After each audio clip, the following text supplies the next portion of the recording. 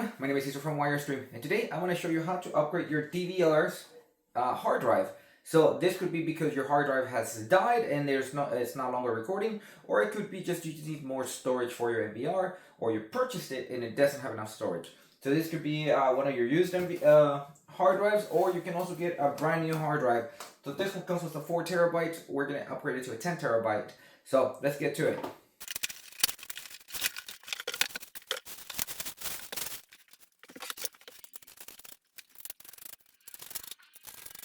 Okay, so I fast forwarded just opening the box. This again could be any DVR, NVR. So now that I have opened the box, I removed the screws, as you saw in the video. And next, it's just taking a look at the hard drive that is currently here. As you can see here, this is a 4 terabyte. And I can either add another hard drive here to add the storage, so I can add a 6 terabyte. This will make a 10 terabyte storage, or I can just put a larger hard drive. Okay, so the first thing, while it's plugged in, I am going to go ahead and unplug the SATA cable. SATA is what provides the data, and this is the power cable. This provides the power, and you will see on this side, that's where it gets connected. Now, the hard drive is basically put in place right there, and what I'm going to do, I'm going to turn it. You'll find that there are 4 screws in the back. There are 2 screws that are fully sealed from the back. That means this ones have to be fully removed, and there are 2 that you can slide over. And the reason is because if it's not like this, it's really hard to get the hard drive into place. So now that it's like that, you can see it sliding in and out. So let's do it from this side now. Again, now we can slide the hard drive outward, and sure enough, it comes out. I'm going to put this one on the side, and I'm going to grab my new hard drive. As you can see, they're always very well packaged because they're very sensitive. They have disc plates inside, so they should be you should handle them very careful.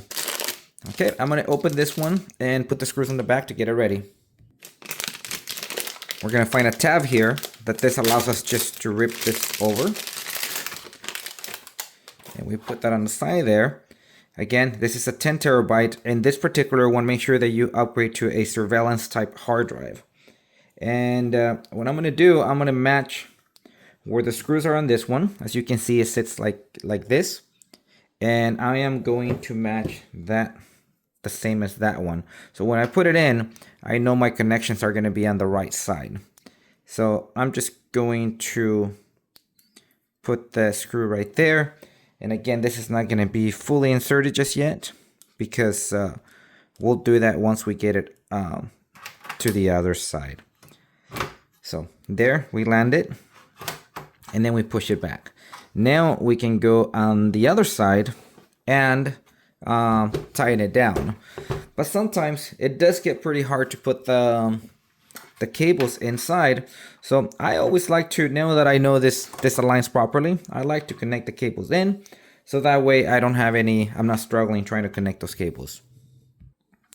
Okay, again, let me show you on the cables now that it's out.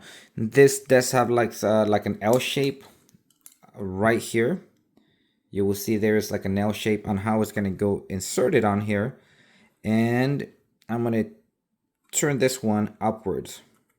As you can see it, you can hear it clip in. And the power, the same thing. You will see it has an L right there on the back, and we just match it to that same insertion right there. And again, this one's fully in, and now I can put it right back into position. And now that it's there, I'm not struggling anymore here trying to insert the cables. I verify just one more time. Now I can turn this around again. And as you will see, now all I gotta do is tighten this connectors right here, or this screws right here. And now it's gonna be fully into position. Now, we do have 2 more screws right here that we're gonna add. And those are right now on the on this hard drive. Now I'm going to call it old, but this is actually new. Okay, I removed the screws from the other hard drive. I'm just gonna tighten this ones down. And there it is. Verify this ones, and that's it. Basically, we have installed the hard drive. In regards to setting it up, when you turn on the NVR DVR, this is not going to know that you have a new hard drive. So it needs to be formatted and it has to be added to the system. Let's do that next. I'm going to turn it on, get it configured, and I'll show you how it looks from the before and the after. Okay, so the first thing I'm going to do here is I'm going to turn on the DVR, or the NVR in this case, from the back over here. And we will start to feel the fan come on the back.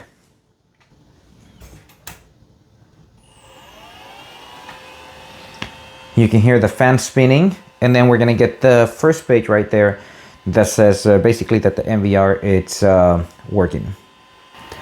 It does take a minute to boot up fully, so what I'm going to do, I am going to fast forward this page. So now that it's booting up, more than likely what we're going to get is the configuration of the display if this has never been turned on before. So I'm going to go ahead and get into the menu once the system fully boots up. So this is what it's going to populate right here, and we got to select the region. So in our case, we're going to select the United States. Once you select this and you apply it, it changes the video standard to NTSC. And this is going to make the DVR or the NVR reboot fully. So it's going to take another 5 minutes to get the whole system back online. So here we hit next. You got to agree to the policy and next. And we're going to create a password. Okay, so now that we have our password completed, then we're going to go ahead and select next. We're going to skip the pattern here. Actually, in this case, yeah, we're going to skip the pattern, and I am going to leave this blank for now. I don't need that information. And next is the IP configuration. So let me get a close-up of this part. Okay, so this part here is important because as you see right now, it does not have a DHCP configured, and we needed to have DHCP configured in order to pick up the IP from the local network. So depending where you're installing this IP will be different from your house or from what this one has at this default. So this, I am not able to turn it on right here. So we have to go to the modify, enable DHCP. Okay, so now that we have edited this, we're gonna hit OK, and then we're gonna hit test right here. And it's gonna start to get an IP address. Well, it's not going to get an IP address because this is the internal IP address. You can see here that the network is okay, which means now we're ready to move on to the peer-to-peer connection on the top. Okay, everything's okay here. Then I'm going to select back. This stays enabled. I am going to select next, but before that, I am going to cover the serial number. So that way, it's private to the client. As you can see right here, it'll say online because we have enabled this. So we're gonna go ahead and select next again. And then we're gonna come back to this screen right here.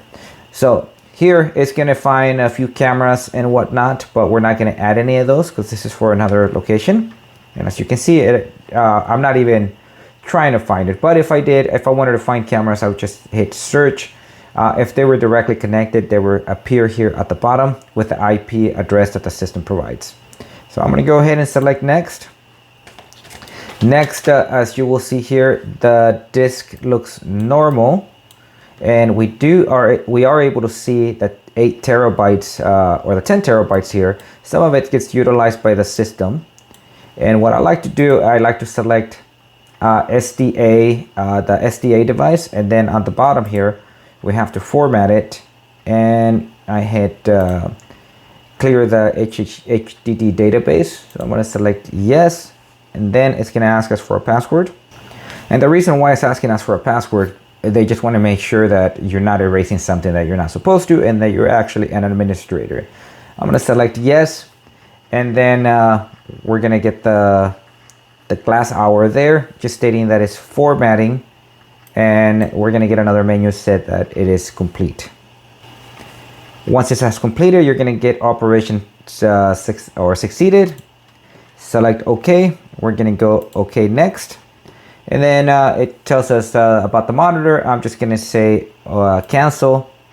And thank you for purchasing this product. And then all your cameras should start coming up over here. And that's basically it. I will create another video on how to add the cameras, but just quickly, if you're having issues adding a camera, just right click on the menu. You're going to go to your search. I'm sorry, not to the search. We're going to go to camera settings right here. And this is where we search for the cameras. And then we hit add, and the camera should appear here on the list. If you need to change, say for instance, a password, then you have to hit the edit button here on the camera to then edit the password. So that is basically it on how you either upgrade your hard drive, replace the hard drive, and how to add it onto the system itself. Now the system's ready to go. We're going to take this to the field, install it, and we should not have to do much of anything except for adding the cameras into the system. All right, thank you for watching. Again, this is Cesar from Wirestream. Please thumbs up, subscribe. We'll see you in the next one.